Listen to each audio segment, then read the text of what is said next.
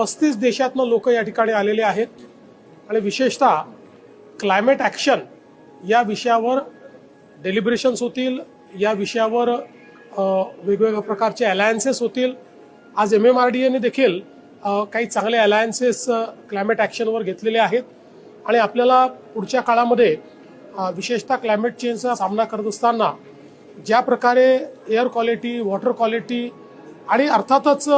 एकूणच आपली life quality ही सुधारायची आहे, त्या दृष्टीनं ही कॉन्फरन्स अत्यंत महत्त्वाची। मुळामध्ये आपल्याला कल्पना आहे की वातावरणाच्या बदलाचा शेतीवर खूप मोठा परिणाम आहे आणि म्हणून शेतीवर त्याचा होणारा परिणाम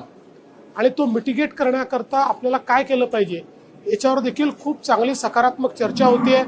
काही चांगले मॉडेल्स त्याच्यामध्ये आलेले आहेत, काही स्टार्टअप्स आलेले आहेत, त्यामुळे मला वाटतं की त्याचा देखील फायदा होईल। ग्लोबल इकॉनॉमिक कोऑपरेशन ही एक अतिशय चांगली समिट 3 दिवसाची सुरू झालेली आहे। आज जगामध्ये विशेषतः अर्थव्यवस्थेच्या क्षेत्रामध्ये जी काही उथलपुथल चाललेली आहे त्याच्या पर्स्पेक्टिव्हमध्ये हे अत्यंत महत्त्वाचं आहे की जगातले वेगवेगळे देश, वेगवेगळ्या अर्थव्यवस्था एकमेकाशी कॉपरेट करतील, कोलॅबरेट करतील, नवीन त्या ठिकाणी एक प्रकारे सप्लाय चेन्स तयार होतील आणि या दृष्टीने या सगळ्या परिस्थितीवर डेलिब्रेशन करण्याकरता,